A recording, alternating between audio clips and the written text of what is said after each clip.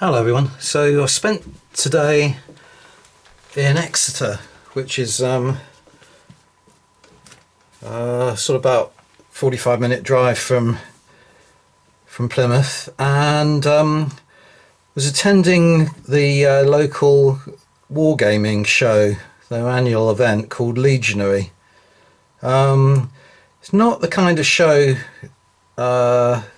that I normally go to, but a friend of mine was heading over that way and he had a spare seat in the car, so took the advantage of his offer and had a day out in Exeter and had a really good time. As I say, it's quite a small show and it's not terribly well attended by traders, but I did manage to find a few things of interest to pick up,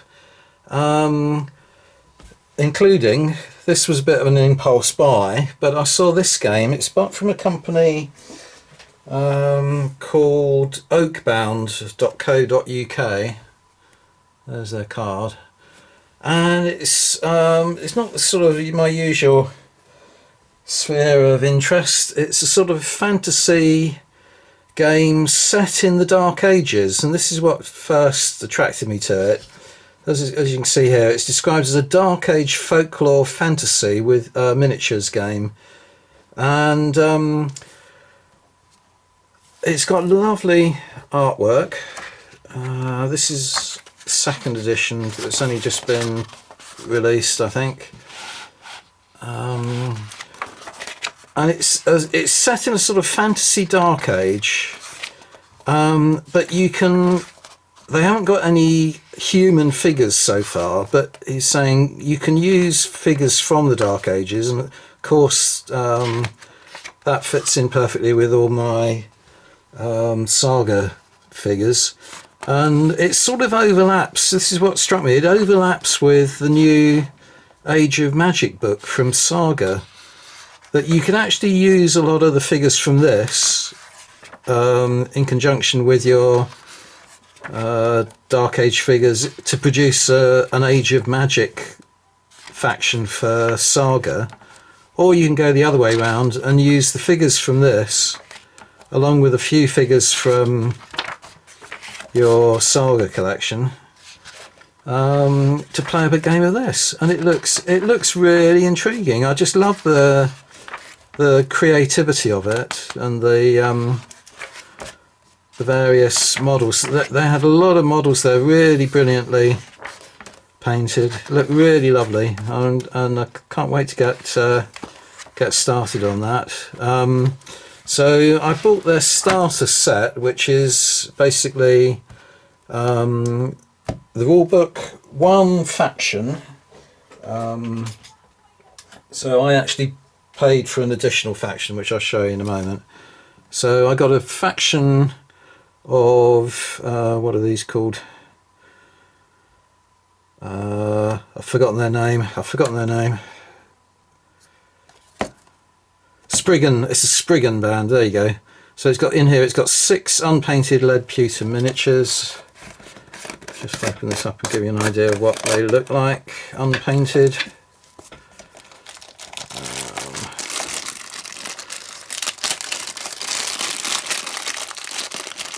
They're in several parts, so you won't get a terribly good idea. There's one of the characters there.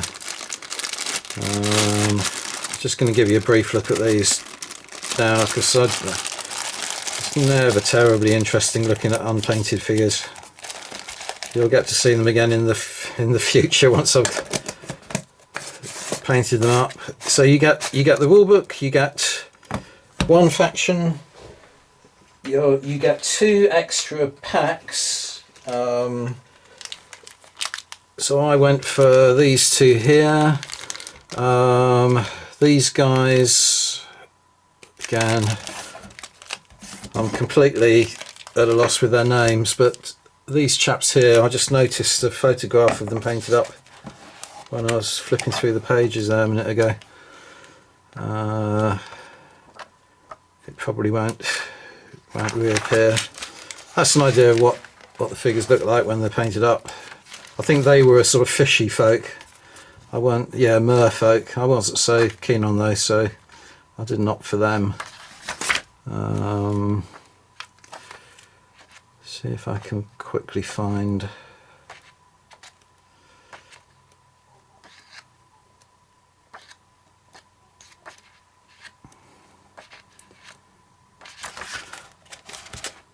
They are sort of yeah, they're gnomes. Mine folk. There they are. So these figures here are those ones there. They look a bit like they're wearing witch doctor masks from Darkest Africa. And these need putting together. So, oh yeah, this is just one creature, but it looks amazing. It's really sort of tall, but you don't really get an idea what it's like from the pack. On top of that, you get various gaming aids. So these you put against the base and it gives you the line of sight and so on. I think this is a turn counter. Yeah, a turn counter. And a little tape measure. And I also purchased another warband as well as this one, who are the Spriggan. I got the Mieri clan, and these are slightly smaller miniatures, so you get 9 of these. They're probably single piece, as they're a little bit smaller.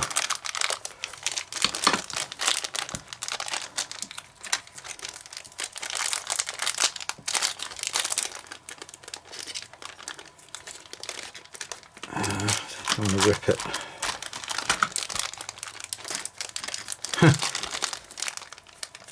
Yeah, they're not going to open easily.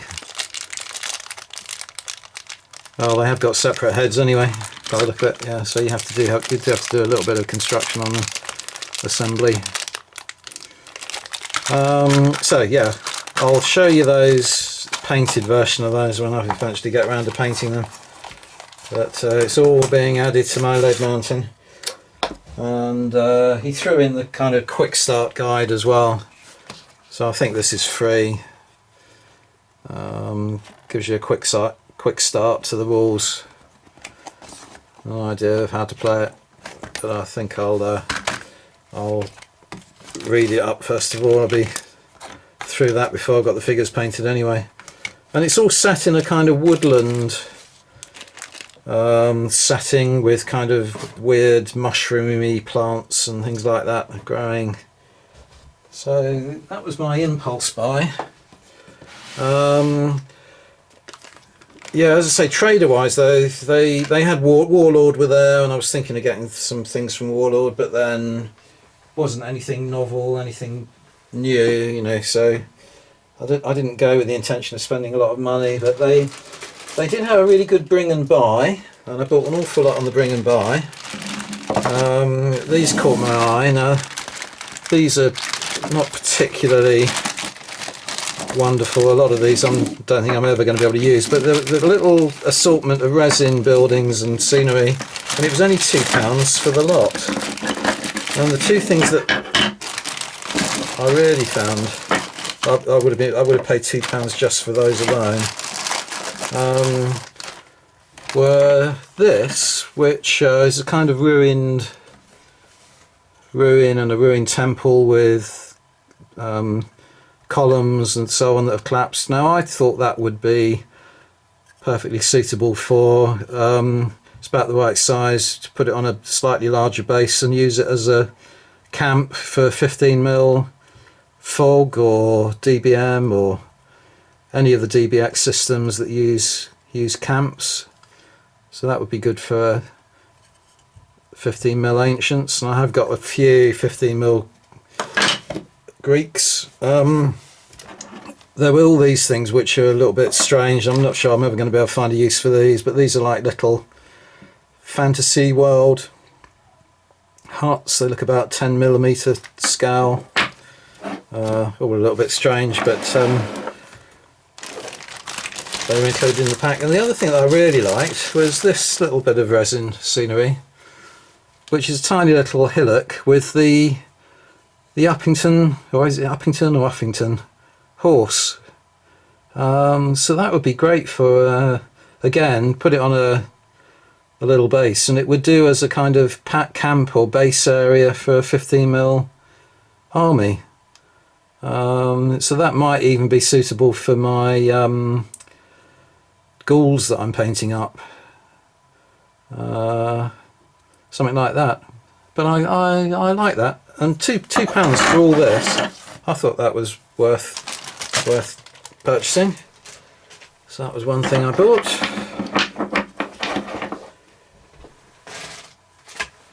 And then also on the bring and buy, I spotted these 3 packs of 15mm Ottoman Turks. Now these were £5 each, but I still think they're, so I spent £15, and each one of them has got the Venezia, the Italian company.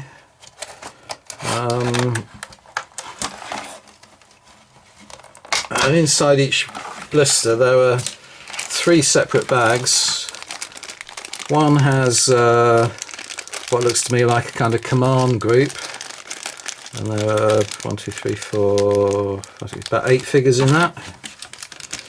And there's a group of archers, and again I think there's about 8 figures in that, and a group of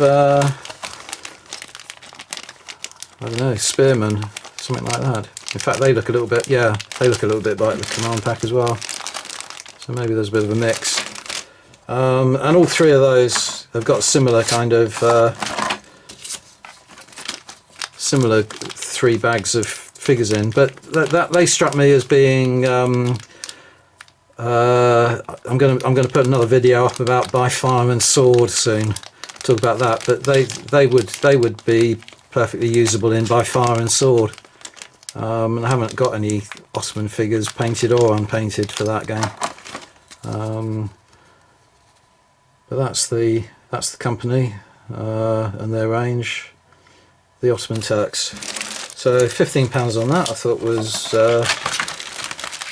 good buy. And also on the bring and buy, this is the last thing I bought on the bring and buy. I just bought this because it struck me as something I've never seen before. It's 3D printed from a company called Design Studio. 3D printing and design. Why it was on the bring and buy, I don't know. They had several items, but these are 28mm Soviet busts. One of Lenin and the other of Stalin.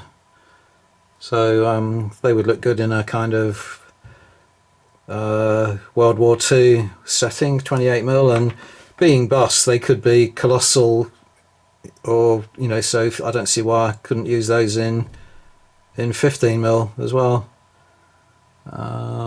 So they're those, and they were only £4, so I thought get them. A little bit different and interesting. Probably never come across something like that again. And then I also there was a trader there from the Froome Model Centre who have all kinds of hobby supplies and so on. So I've never reused a proper hobby knife. I've always used a Stanley knife, so I got myself a hobby knife, which is only £3 with a scalpel blade, and another £2.99 for replacement blades. So that's going to come in useful. I got some replacement drill bits. These were a little bit pricey. They were £7, but as Palmer at Heresy Productions was saying the other day, most of my thinner versions have snapped off as time's gone by, so I did need to replace a few. So these go down to a really fine. That smallest one there is sort of really tiny.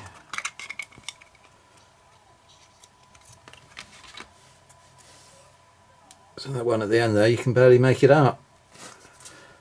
So definitely needed to get some replacements for those. It's interesting. I don't really know. And from the same trader, I bought these. I don't know how you describe them really. I can't translate the Japanese to Hamata. Yeah, I don't know what they are. But these ones here you use for pressing down decals, and the pointed ones you can use for just spot painting very fine dots, so they'd be useful for painting eyes, for painting patterns on samurai clothing, that kind of thing. So they're going to come in handy. And on another stand I needed to get some new paintbrushes, so I bought a couple of paintbrushes. Don't know whether I'm going to find those as good as the ones I'm currently using, but my last brush is about to peter out, so I did need to get something quickly. So I thought rather than order any online, I'd get two while I was at the show. So that was everything I got, but I've come back very content. I had a really good day. On top of everything else, it's in a bit of a strange venue. It's in an area just outside of town that the farmers use to buy and sell cattle. So there's a little bit of a whiff in the air. It's a bit of a kind of strange centre, and little bits of hay and animal matter that they have got the floors and things quite clean, but there's a very distinct farm atmosphere, shall we say, to the place. But it does have the advantage of having really good catering facilities and so on. By far and away the best venue that I've ever been to for a wargaming show in terms of catering. It had a lovely spacious dining area with plenty of traditional breakfasts and Cornish pasties and sausage rolls and bacon baps and that kind of thing, cups of tea, all the kind of politically incorrect kind of food that we're supposed to be giving up eating. But I indulged myself and had a really enjoyable breakfast there, and a couple of cups of tea and cakes and things as the day went on, and there was no problem with queuing, there was no problem with finding us comfortable seats, and it had nice sun was pouring in through the windows, and lovely kind of green trees outside. So it was really nice, enjoyable venue, and look forward to going again next year, I think. So yeah, that's everything I wanted to say about Legionary 2019. Thanks for watching.